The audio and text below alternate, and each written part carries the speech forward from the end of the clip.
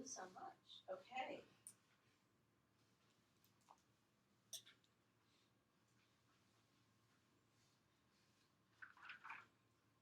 To go. Right. So everyone knows about the negative health effects that cigarettes can have on the users: lung cancer, heart disease, stroke, diabetes, and many more. This is largely thanks to many years of research that scientists have conducted to reveal the long-term health effects of the cigarette epidemic. With many anti-smoking campaigns having effect on the tobacco industry today, tobacco companies have sought to find new methods to increase their sales. What they came up with was a new alternative to smoking, which was also labeled as healthier. They called this vaping. Their intention was to draw smokers towards a new alternative so that they could ditch their unhealthy habits and move on to something healthier. However, the addictive properties of the nicotine contained in the e-cigarettes, as well as the fruity flavors on the market, are drawing in many non-smokers, including adolescents as well. As stated by the U.S. Surgeon General in an article published by NPR in 2018, the outbreak of teenage vaping has now reached epidemic levels all over the United States. In order to understand more about the strategies used by the tobacco industry, I will cover the kinds of side effects caused by vaping, the epidemic surrounding teenage vaping, and the response of the U.S. government in response to this new epidemic. The first question that must be asked is whether vaping can really be considered a healthy alternative to smoking. Most vapes, or e-cigarettes, consist of a battery, a metallic coil, and a chamber that holds the e-juice. There are, however, certain aspects that raise concerns. First are the ingredients that go into the e-juice. A typical Juul pod, which is the most common product on the market, contains a nicotine concentration of 5%, which is also equivalent to an entire pack of cigarettes, according to an article titled Nicotine Arms Race, published by Tobacco Control in 2019.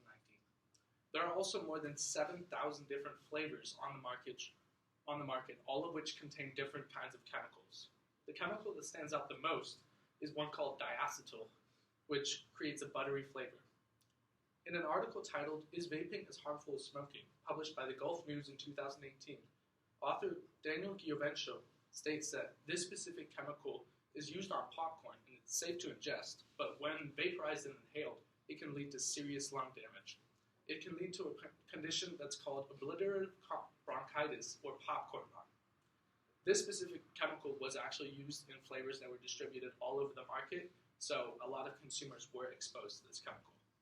The second part that raises concerns is the coil that heats up the e-juice to vaporize it. These coils are made from various different metals, but the most common are titanium, nichrome, and stainless steel. However, problems arise when these metals start to leach into the e-juice, which can lead to serious lung damage if it's inhaled. As mentioned in the study led by Chad Lerner and colleagues, published by PLOS ONE in 2015. Even though there are still many unknowns about the vaping products that tobacco companies are making, tobacco companies are still pushing more and more products to the retail store shelves. Another thing that has to be taken into consideration is whether the tobacco industry is intentionally targeting younger users through their marketing strategies as well as their products.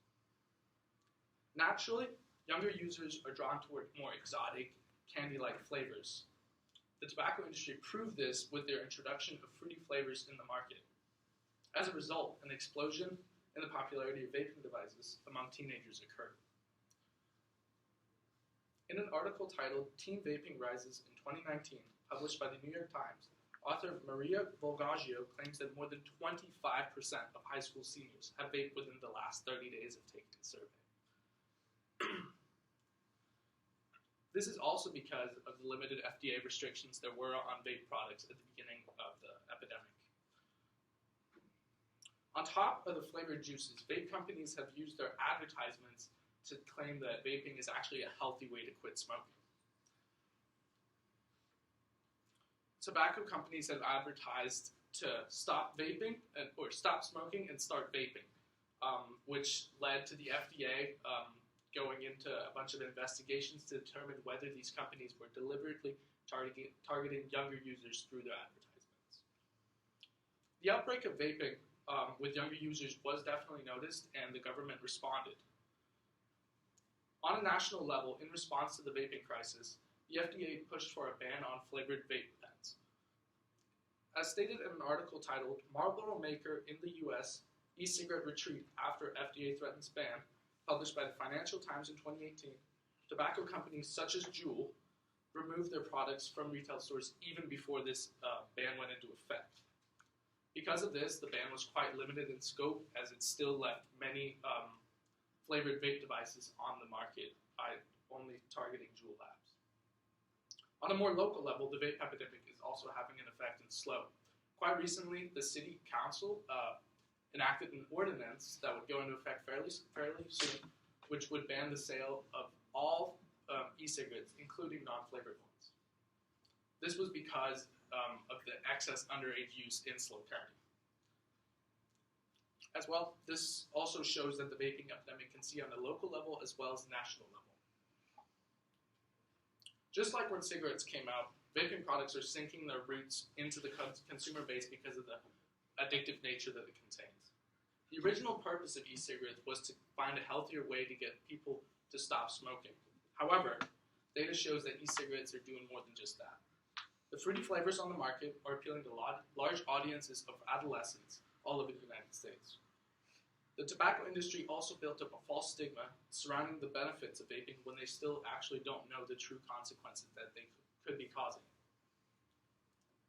The advertisements they run have an apparent appeal to younger audiences, and as a result, it has led to the outbreak of vaping, which has reached epidemic levels.